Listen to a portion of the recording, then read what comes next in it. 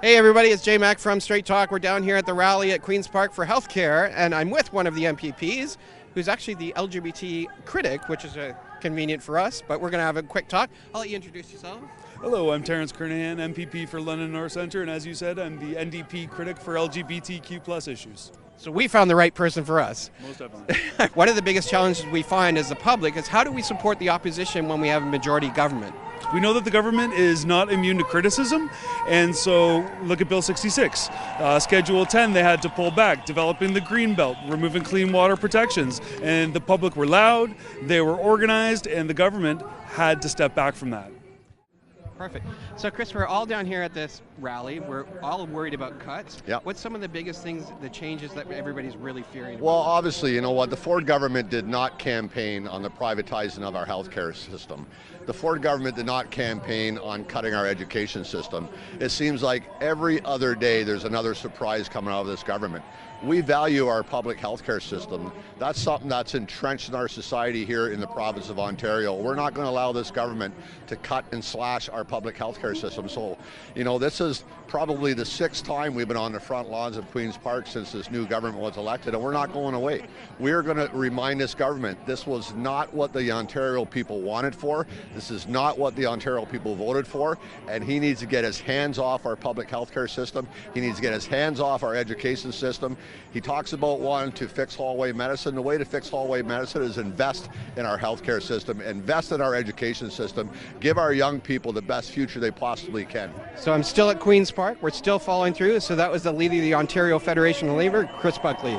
When it comes to teachers, I'm going to have a group of teachers actually help us with the curriculum. And I always keep my promises. And now they've taken it to a whole new level by exaggerating. You know, we're cutting 50% of the teachers. I mean, that is just simply preposterous. Nobody should believe a word that the teachers' unions ever tell them again.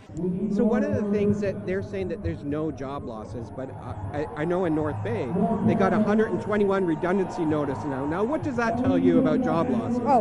We know there's going to be job losses. The minute they use the words efficiency, that means job losses. But let's take that down the ranks just a little bit.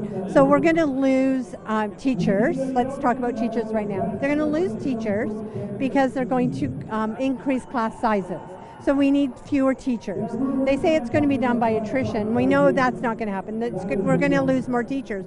But on top of that, when they talk about job losses, we have a group of students that are they're in university right now to become educators. There's not going to be the jobs for them. So there's going to be job losses all around, and the job numbers are going to decrease over the next 3 years under Doug Ford. So you represent some of the teachers as well and some of the support staff in the school systems, and of course Ford's claiming there's no job losses, and we're hearing difference because if there's no job losses, why would you send out redundancy notices? We represent many of the folks in our schools, everyone who isn't a teacher or a principal, so school board secretaries, education assistants, early childhood educators, maintenance workers, speech and language pathologists, I mean everyone else in a school board. And we're seeing layoff notices in board after board after board because of the cuts that they've announced. Just like we're seeing layoff notices in public health agencies, just like we're seeing layoff notices in social services. This lie that the government is trying to get people to believe that no frontline worker is losing their job, it is absolutely a lie. And so what we have to do is do exactly what people are doing today. Come together, huge crowds, and be able to show the government we are willing to stand up and fight back against these cuts. When it comes to doctor and healthcare, I'm going to have a group of doctors, which we have already, headed up by Dr. Ruben Devlin, former CEO of Humber River Hospital. We'll have other doctors throughout this province to actually tell us how to run a more efficient healthcare system. To cut hospital wait times and put an end to hallway healthcare. And I always keep my promises.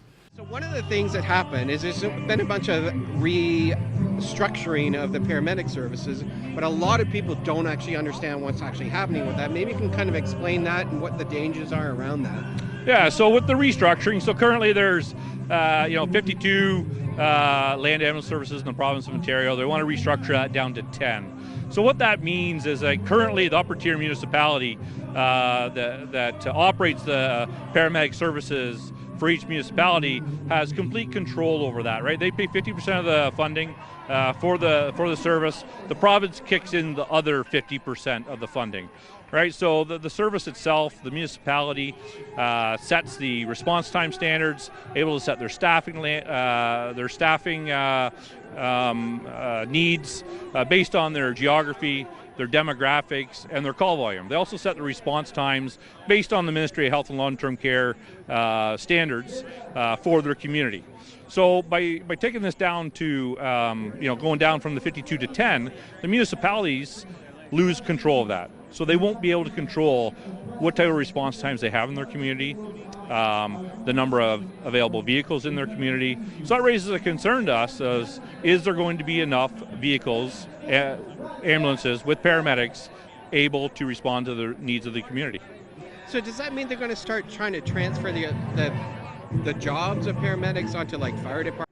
So I'm here with Fred Hahn. We're at the rally for healthcare.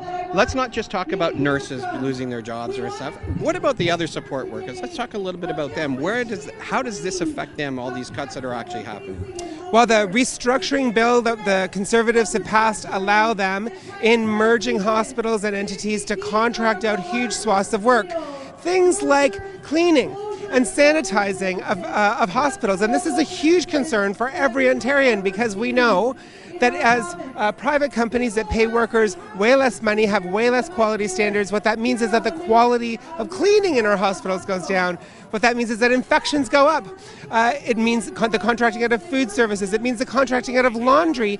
We now have a province already where people send their laundry by truck hundreds of kilometers away to get the laundry done from the hospital, and then send it hundreds of kilometers back by truck. This is not only environmentally dumb, it also is bad for the community. That work should stay in the community. And what these guys are doing is trying to make that worse. No one will be losing their jobs in Ontario. When it comes to teachers, I'm going to have a group of teachers actually help us with the curriculum to create good jobs and stimulate our economy, to restore accountability and trust, to cut hospital wait times, and put an end to hallway healthcare. We keep our promises. What we say we're going to do, we're going to do.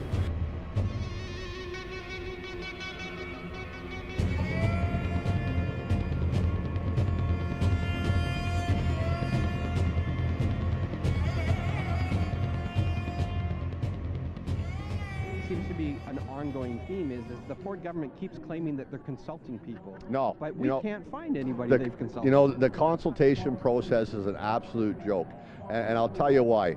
The previous government held a 2-year consultation process when they were looking at reviewing the severely outdated Employment Standards Act and Labor Relations Act. First time in 25 years. At the Federation, we launched our campaign we called Make It Fair.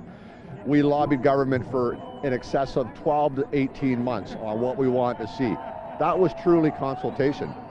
The Ford government got elected and gutted Bill 148, introduced Bill 47 with 5 hours of consultation. When I give our submission on behalf of the Federation, I told them, you've already got your mind made up. This is nothing but smoke and mirrors, and every piece of legislation this government introduces, the consultation process is an absolute joke. So one of the things that Doug Ford keeps saying is that he's been consulting people in the community. Although I have not found anybody that he's consulted so far, and we're in a crowd of 12,000 people. I mean, were you consulted, Patty? I was not consulted at all. I wasn't consulted as a previous educator, as a labor leader, or as a citizen of Ontario. I was not consulted. And I've talked to many teachers and education workers. They have not been consulted. So does that mean they're going to start trying to transfer the jobs of paramedics onto like fire departments and police services, and which is another dangerous precedent? Yeah, I'm not too. I don't think that's the case. But again, without having a consultation with the government, we really don't know what their plan is, right? You mean you weren't asked? No, we have not been asked. We have not been consulted. None of the stakeholders have been consulted about this. I think when the announcement came out on April 15th, all the stakeholders were equally surprised, being the Association of Municipalities of Ontario, the paramedic chiefs, the 5 different unions that represent the paramedics. Every stakeholder was equally surprised on the possibility of the reduction of services.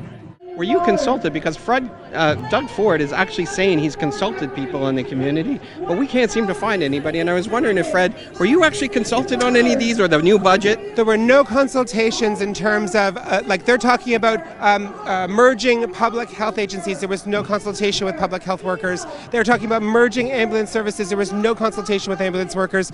They put a piece of legislation forward, Bill 74, around healthcare without any consultation with healthcare workers. And when we went to committee hearings, when we told them it was wrong-headed, when the coalition started mobilizing in communities to tell them that they were going in the wrong direction, they simply refused to listen.